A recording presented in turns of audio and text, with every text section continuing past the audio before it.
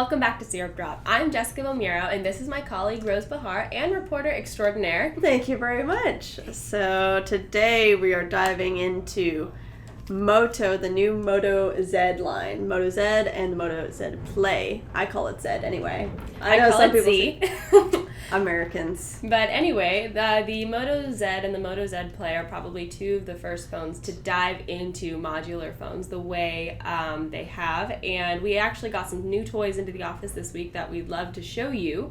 So Rose has the first one here. So this is my favorite, the Hasselblad camera mod. And basically it helps with zoom, so you can do a far further zoom. Let me turn it on. Wow! Guys, what is this? Is it a camera? Is it a phone? What do you think? I think either way you can take a selfie, so that's the important part. Yeah, that's true. You can go back to very old school selfies. So I know you're all about your iPhones lately, but what do you think of the Moto Z? So it's super sleek. The Moto Z at the high end is the thinnest smartphone on the market. Mm-hmm. What do you think of them? I think it's interesting that the Moto Z, the high-end version, decided to can the 3.5mm headphone jack also and use the USB-C port. So that's a real similarity there. That's an Apple move right there. But on the other hand, I really think that the Moto Z and the Moto Z Play are very interesting phones. I think they do modular really, really well, unlike some of the LG examples we've seen in the past. So we actually have another mod here that we'd love to show you. And boom sound. This is for audio. Okay, so a little taste of this. That's a little Justin Timberlake. And I always have Justin Timberlake ready just in case I need it. So if you ever need a stereo on the fly, the Moto Z might be the phone for you. Yeah, absolutely. And of course there's also just like the plain backings. Don't love it because it makes it a little bit chunkier, but I guess for those who really want that wood grain back, it's good. Mine is the Moto Z Play. That's what I'm going to be reviewing, and so that'll be up in the next few weeks, or actually next Monday. Mm-hmm. That's going to be a Monday, and so is the review for the Moto Z. Which will be written by Igor, our colleague who's not here at the moment. Absolutely, and I'm really enjoying the fact that the Moto Z Play does have a headphone jack. Mm-hmm. Has a nice weight to it in the hand. The other one is almost a little fragile feeling. Mm-hmm. And the fact that it's just, I don't know, it's just very responsive, very zippy, and a way better battery life than the Moto Z. That's true, but I guess for the size of the Moto Z, we were talking to some of our colleagues this morning that say that it is fantastic considering how thin the phone is, but still probably not enough, not what the average user is expecting today anyway with all the other phones on the market. But you actually love the Moto lines, don't you? I love them. Even the Moto G4 Plus I was a huge fan of. Yeah.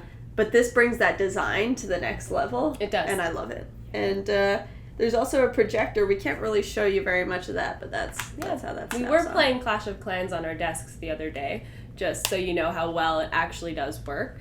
And you're more than welcome to check that out in Rose's review on Monday. Absolutely. But some interesting news broke this morning about Canada's very own Rogers Media and how they're taking some drastic measures to improve their digital presence and cut costs. Yeah, it's pretty insane. They're making some big cuts to their print division. Mm-hmm. So the magazines, Canadian Business, Money Sense, Flair, and Sportsnet magazine are all going only digital. Mm-hmm, but that's not the end of the cutbacks, unfortunately. No. They're actually divesting all of the majority of their French publications, including Chatelaine, the French version, and L'Actualité.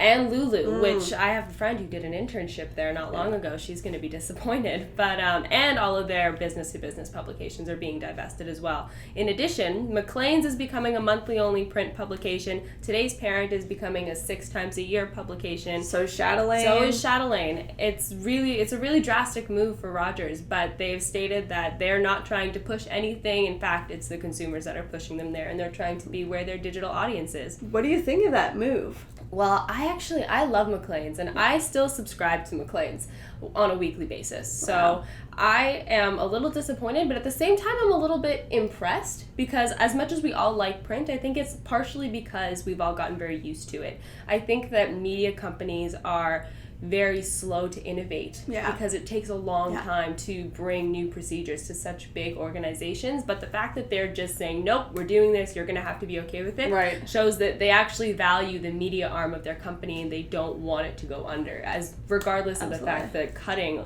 often makes it seem like they don't value it. I think that it's the opposite. Rogers is quite decisive, and it's also very forward when it comes to its digital first sort of ambitions. Yeah, it absolutely is. It's always been big on social media for customer service.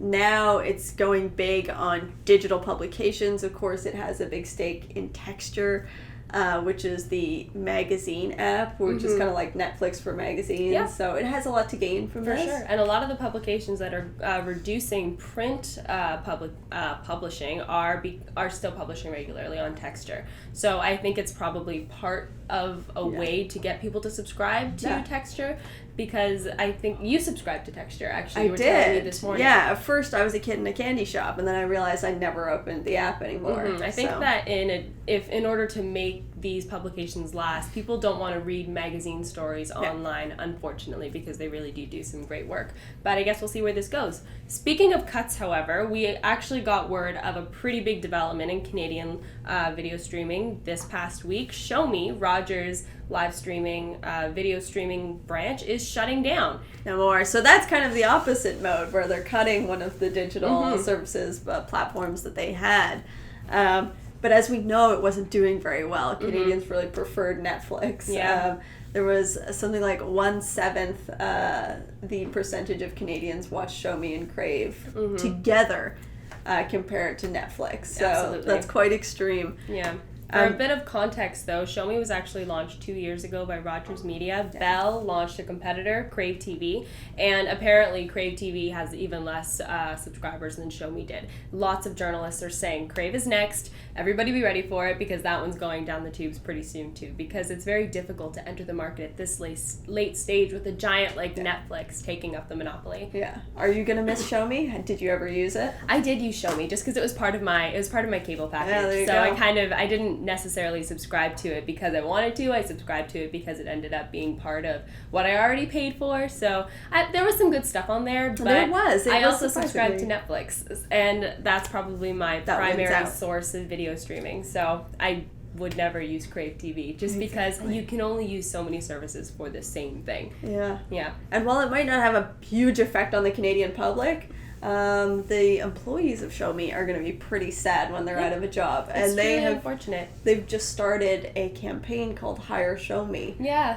And put up a website where people can go and look at the different contacts and hire from over 100 staff are going to be out of a job. I know, and it's interesting. What Rogers did when it created Shomi is it created a little company within itself. So unfortunately, canning Shomi means shutting down this tiny company within Rogers, and all of these employees are now left without work. Yeah. It's really sad, but I kind of wish they gave it a little bit more time, but you can only swallow losses for so long. Well, exactly. Hopefully Rogers is on to bigger and better things with its digital-first media. Yeah, let's hope so. Agenda. Anyway, thanks guys so much for watching SyrupDrop this week. Hopefully you'll be with us again next week. And oh yes, and I'm Rose. You can follow me at Rose Bahara on Twitter. I'm Jessica. You can follow me at Jessica Bomiro on Twitter, and see you next week.